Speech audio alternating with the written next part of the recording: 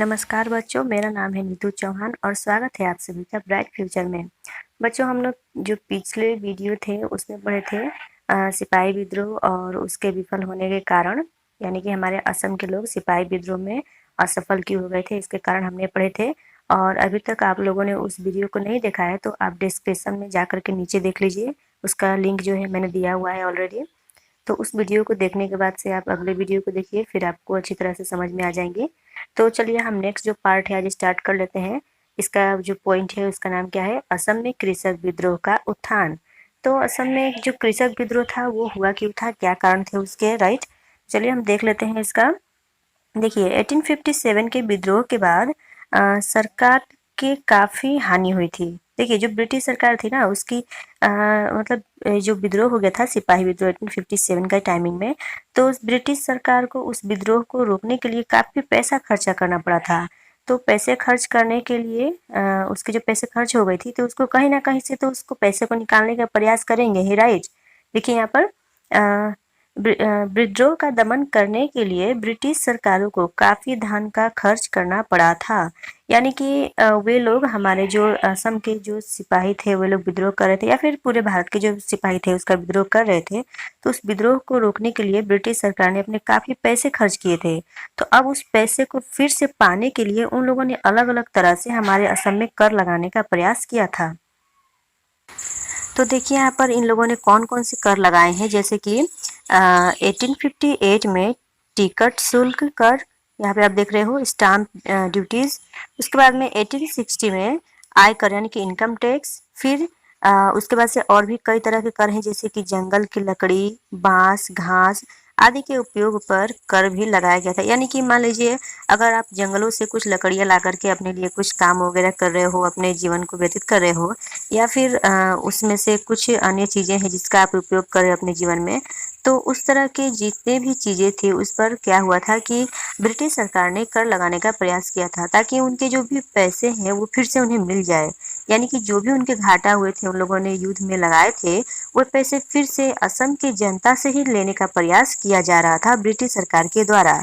फिर देखिए यहाँ पर और भी कई तरह के कर हैं, जैसे कि चारागाहों में पशु चराने के लिए भी कर, यानी कि ग्रेजिंग कर लगाया, ग्रेजिंग जो टैक्स है उसको लगाया गया। यानी कि आप मान लीजिए आपने कुछ गौ, कुछ गाय वगैरह या फिर कोई जानवर आपने रखा है, तो आप उसे चरा रहे हो, तो चराने के लिए कहीं ले करके जा रहे हो तो उसके लिए भी टैक्स लिया जा रहा था।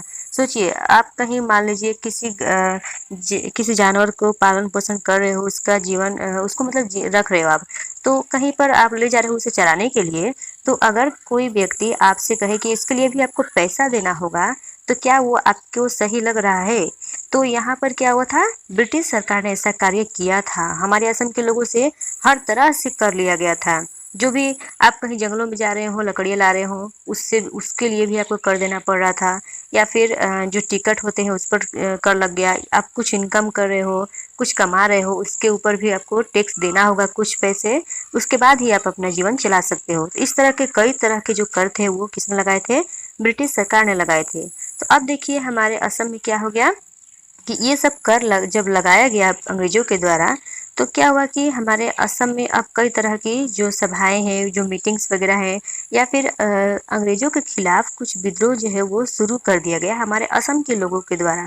हमारे असम के जो कृषक है, जो मजदूर हैं, अपना जीवन व्यतीत कर रहे हैं खेती बाड़ी करके, वे लोग अब क्या करना शुरू कर दिए, अंग्रेजों के खिलाफ में अब खड़े हो गए, उनके खिलाफ में विद्रोह करना शुरू कर दिए।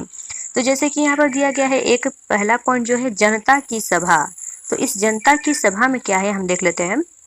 19वीं शताब्दी में असम में जो परिषद बिगड़ा हुआ था उसको जनता की सभा ने नेतृत्व दिया था। यानी कि यहाँ पे परिषद नहीं होगा, थोड़ी सी मिस्टेक हुई है। क्या हुआ था कि यहाँ पे परिस्थिति होंगी, असम में जो भी परिस्थितियाँ बिगड़ रही थी, उस मान लीजिए कोई अगर युद्ध चल रहा था तो उसको देख रेख किसने किया था, तो यही जनता की सभा ने ही। जनता की सभा क्या है, एक तरह की मान लीजिए एक ग्रुप है, कुछ लोगों का एक समूह है, राइट। तो ये इन लोगों ने ही क्या किया था, उस जो 1857 का विद्रोह हुआ था उस विद्रोह का नेतृत्व इस सभा ने किया था, यानी कि देख रेख किया था। फिर इसने किसानों और जनसाधारण में राजनीतिक चेतना जगाने का भी महत्वपूर्ण काम किया था। यानी कि जो जनता है उन्हें जगाने का प्रयास किए थे, उन्हें राजनीति से जोड़ने का प्रयास किया गया था, और उन्हें ब्रिटिश के खिलाफ युद्ध करने का भी उन्हें कुछ हद तक उन्हें मतलब उनका साथ दिया गया था, उनको समझाया गया था। फिर देखिए जनता की सभा का गठन गांव बूढ़ा यानी कि गांव के मुखिया, पुजारी, गोसाई के तत्वाधान में हुआ था। यानी कि क्या हुआ था कि यही लोग जो गांव बूढ़ा हो गए, फिर मुखिया हो गए, पुजारी हो गए, ये सब जो हो गए, इन सभी लोगों ने मिलकर के इस जनता की सभा को चलाया था। तो अब चलिए बच्चों, हम एक बहुत ही महत्वपूर्ण पॉइंट अभी पढ़ने जा रहे हैं। ये है फूलगुड़ी धावा 1861 का। यानी कि आप देखिएगा, ये जो क्वेश्चन है बार बार पूछे जाते हैं आपके प्रश्न में।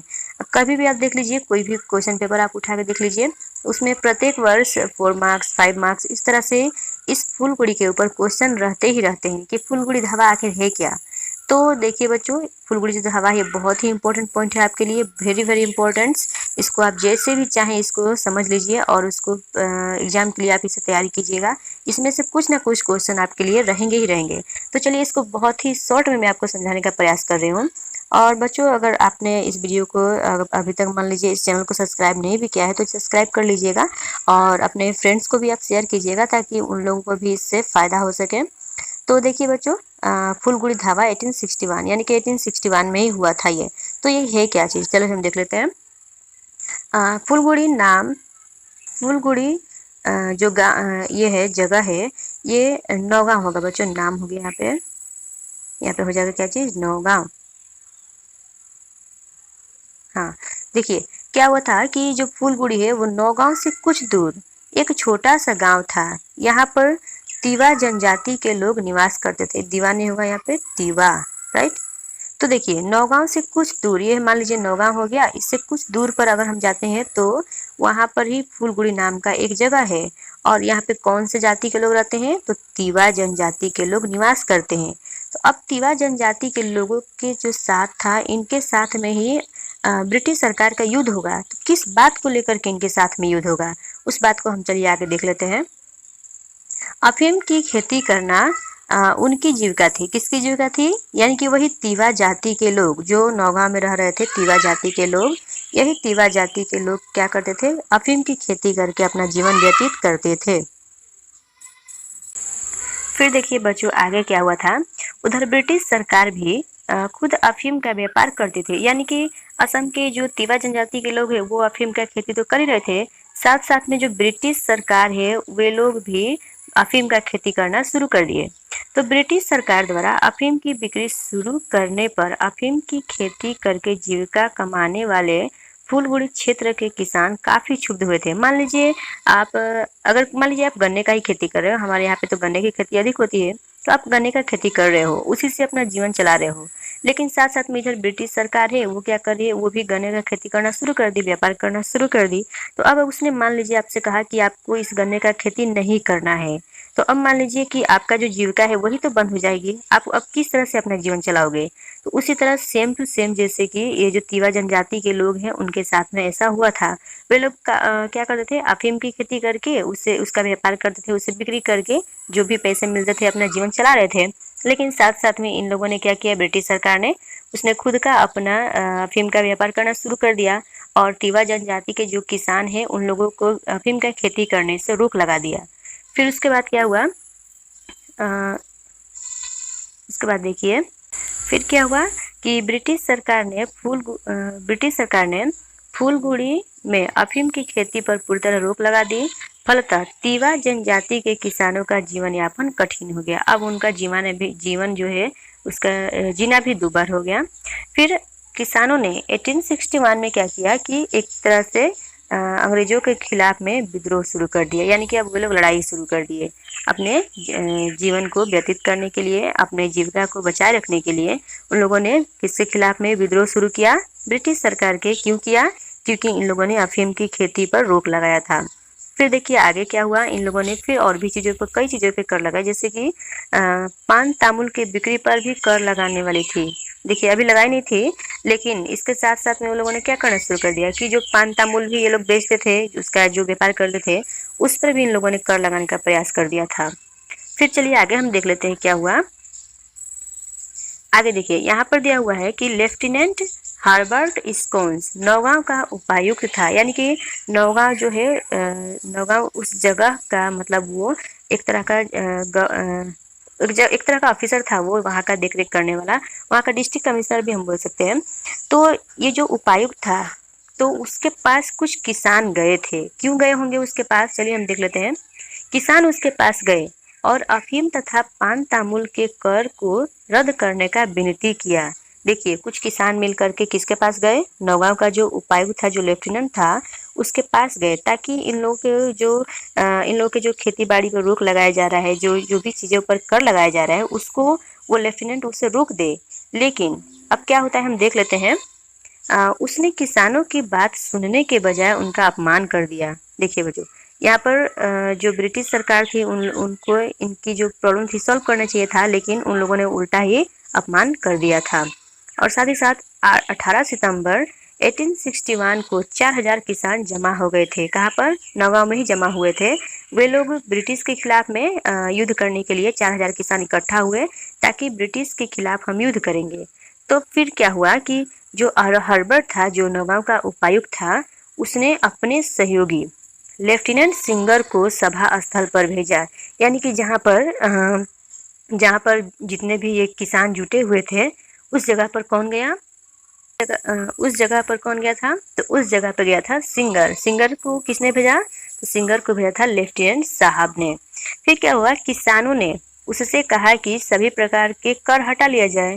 मतलब कि जहाँ पर किसान, जो 4000 किसान थे, इकट्ठा हुए थे 4000 किसान, वहाँ पर किसको भेजा गया था, तो सिंगर साहब को। तो सिंगर साहब गए थे वहाँ पर इनकी जो प्रॉब्लम थी उसको सॉल्व करने के लिए, क्या प्रॉब्लम थी उसको सुनने के लिए। लेकिन सिंगर ने भी उनके बातों को नहीं सुना था। फिर देखिए यहाँ पर क्या हुआ कि उनकी बातें सुनने के बजाय उसने भी कहा कि जो सभा है उसे बंद कर देना चाहिए। मतलब उनको उस सभा को, उस मीटिंग को बंद करके वहाँ से हट जाने के लिए कहा था सभी के। और जो जो भी लोग वहाँ पर आए थे, वो तो विद्रोह करने के उद्देश्य से ही आए थे। तो क्या हुआ कि सभी के हाथों में एक एक लाठियाँ भी थी, यानी कि वे लोग पूरी तैयारी के साथ वहाँ पर आए थे उस सभा स्थल पर। जो भी किसान आए थे उनके हाथों में क्या थी, लाठियाँ थी। तो उन लाठियों को सिंगर जो साहब आए थे, उन्होंने छीनने का आदेश दे दिया। उन्होंने सिपाहियों से क्या बोला कि इनकी जो भी लाठियाँ हैं उन्हें छीन लिया जाए। साथ ही साथ क्या हुआ, फिर से देखिए यहाँ पर अभी जो मतलब छीना झपटी चल ही रही थी। देखिए, छीना झपटी चल ही रही थी, तब तक किसानों के बीच से एक व्यक्ति ने सिंगर साहब के सिर पर लाठी चला दी। और सिंगर साहब मतलब जिसने आदेश दिया था कि किसानों को लाठियाँ छीनकर यहाँ से भगा दिया जाए, तो किसानों के बीच से ही अभी सिपाही और किसान में छीना झपटी चल ही रही थी, लाठियाँ छीन ही रहे थे, तब तक से उनके बीच से एक व्यक्ति ने क्या कर दिया, उस लेफ्टिनेंट साहब के सिर पर ही लाठियाँ चला दी। और लाठियाँ चलाने के साथ में सिंगर साहब का क्या हो गया, मृत्यु हो गया। और उन्हें क्या कर दिया गया कि कलंग नदी जो है नौगांव में, उस नदी में फेंक दिया गया। तो बच्चों, यही है फूलगुड़ी धावा। किसानों ने अपने हक के लिए बहुत सारे युद्ध किए। इसके बाद से हम देखेंगे आगे भी बहुत सारे हमें युद्ध मिलेंगे। इस 1861 का जो ये विद्रोह था, जो फूलगुड़ी धावा था, इस धावा से आगे जाकर के भी और भी कई जगहों पर युद्ध होगी, जो कि हम अगले वीडियो आने वाली है उसमें देखेंगे। तो यही जो है, इसी को हम फूलगुड़ी धावा के नाम से जानते हैं। ओके बच्चों, वीडियो देखने के लिए बहुत बहुत धन्यवाद।